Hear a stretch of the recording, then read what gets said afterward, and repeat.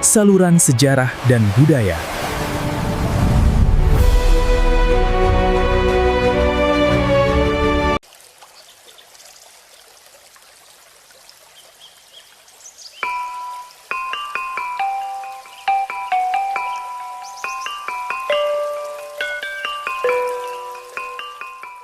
Berada tepat di jantung kota Bogor, di tengah hiruk-pikuk lalu lintas dan denyut aktivitas perkotaan, terbentang sebuah kawasan hijau yang telah melintasi lebih dari 2 abad sejarah.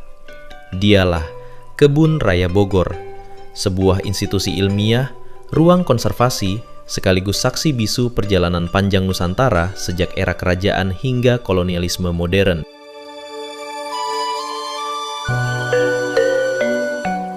Usia Kebun Raya Bogor secara resmi ditetapkan sejak 18 Mei 1817. Pada tanggal itulah, Gubernur Jenderal Hindia Belanda, Gouder Alexander Gerard Philip Baron van der Capellen, meresmikan pendirian sebuah kebun botani bernama Land Plantentuin te Buitenzorg. Nama Buitenzorg sendiri adalah sebutan kolonial untuk Bogor, yang berarti tanpa kekhawatiran. Dari kebun tanaman inilah kelak tumbuh dan berkembang institusi yang kini kita kenal sebagai Kebun Raya Bogor. Namun, pendirian kebun raya ini bukanlah sekedar proyek administratif kolonial. Di baliknya terdapat visi ilmiah yang kuat. Sosok sentral di balik inisiasi pembangunan kebun raya adalah Profesor Caspar Georg Karl Reinwarth, seorang ilmuwan botani dan kimia berkebangsaan Jerman yang menetap di Belanda. Di Hindia Belanda, Reinwarth menjabat sebagai Menteri Pertanian, Seni, dan Ilmu Pengetahuan.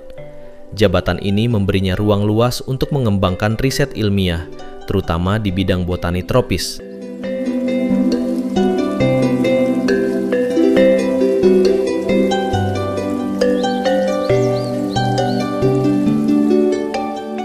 Reinwarth memiliki ketertarikan besar terhadap tanaman obat dan kekayaan flora Nusantara. Ia menyadari bahwa Hindia Belanda merupakan wilayah dengan biodiversitas luar biasa yang belum terdokumentasi secara sistematis. Atas dasar itulah, ia menggagas pengumpulan berbagai spesies tanaman dalam satu kawasan terpusat di Buitenzorg. Dalam prosesnya, ia dibantu oleh 2 ahli dari Kebun Botani Richmond, Inggris, menunjukkan bahwa sejak awal, kebun raya ini telah menjadi bagian dari jaringan ilmu pengetahuan internasional.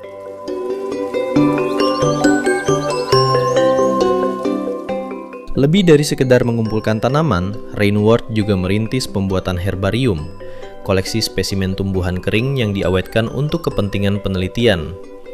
Upaya inilah yang kemudian melahirkan Herbarium Bogoriense, yang hingga kini menjadi salah satu pusat dokumentasi flora terbesar di Asia Tenggara.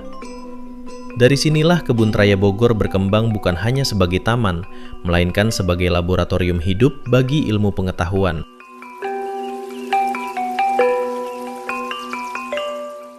Memasuki usianya yang ke-209 tahun, Kebun Raya Bogor telah menjelma menjadi benteng konservasi plasma nutfah dan keanekaragaman hayati Indonesia. Data dari Pusat Konservasi Kebun Raya mencatat koleksi yang sangat kaya, ratusan famili, ribuan genus dan spesies, serta puluhan ribu spesimen tumbuhan yang berasal dari berbagai penjuru Nusantara dan dunia tropis. Koleksi ini menjadikannya salah satu kebun raya dengan kelengkapan flora paling signifikan di kawasan.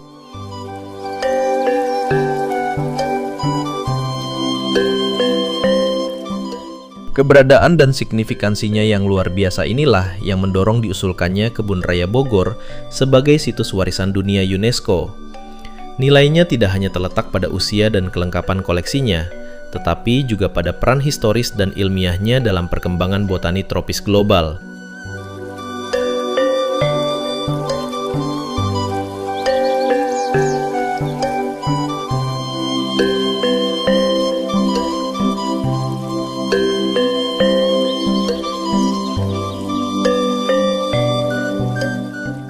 Namun jika menelusuri lebih dalam, sejarah Kebun Raya Bogor mungkin tidak berhenti pada tahun 1817. Sejumlah kajian sejarah mengaitkan kawasan ini dengan konsep hutan Samida pada masa kerajaan Pajajaran. Hutan Samida diyakini sebagai hutan buatan atau hutan larangan yang dibangun oleh Sri Baduga Maharaja, yang lebih dikenal sebagai Prabu Siliwangi, untuk menjaga kelestarian lingkungan dan memelihara benih-benih kayu langka.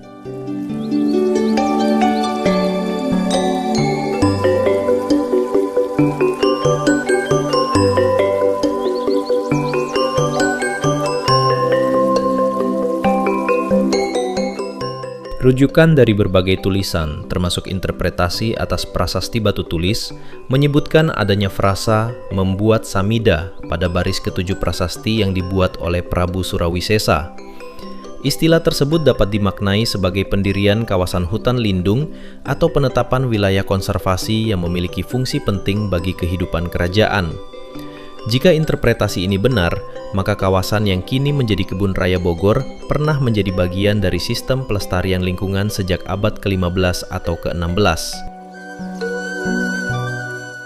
Dugaan ini diperkuat oleh temuan struktur bebatuan padat di dalam kawasan kebun raya yang tampak tersusun secara teratur, seolah-olah merupakan bagian dari penataan lanskap kuno.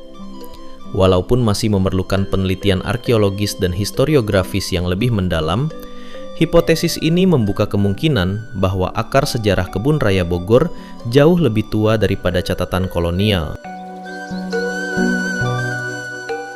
Apabila suatu hari kelak terbukti bahwa kawasan ini memang merupakan kelanjutan dari hutan Samida era Pajajaran, maka Kebun Raya Bogor berpotensi menjadi kebun raya tertua di dunia, melampaui klaim institusi botani lain yang selama ini dianggap paling senior.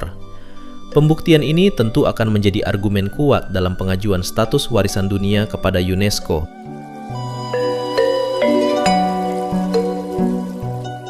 Dengan demikian, Kebun Raya Bogor bukan hanya ruang hijau di tengah kota. Ia adalah simpul sejarah yang menghubungkan peradaban Sunda klasik, era kolonial, hingga Indonesia modern. Ia adalah pusat konservasi, laboratorium ilmiah, dan sekaligus ruang rekreasi publik.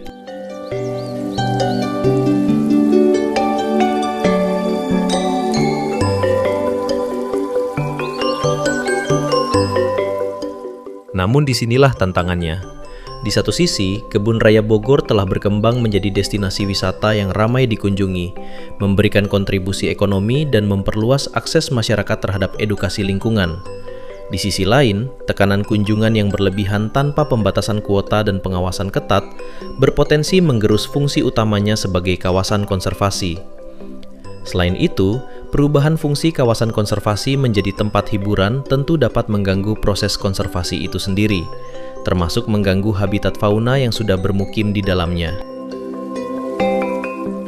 Tanpa pengelolaan yang hati-hati, lambat laun kebun raya ini bisa kehilangan peran strategisnya sebagai benteng keanekaragaman hayati. Padahal, di tengah ancaman perubahan iklim dan degradasi lingkungan global, keberadaan kawasan konservasi seperti Kebun Raya Bogor menjadi semakin krusial. Sejarah panjangnya mengajarkan satu hal penting, bahwa pelestarian alam bukanlah gagasan baru. Sejak era Pajajaran hingga kolonialisme ilmiah abad ke-19, kawasan ini selalu dipandang sebagai ruang yang harus dijaga. Kini, tanggung jawab itu berada di tangan kita, agar Kebun Raya Bogor tetap lestari, bukan hanya sebagai taman kota, tetapi sebagai warisan peradaban dunia.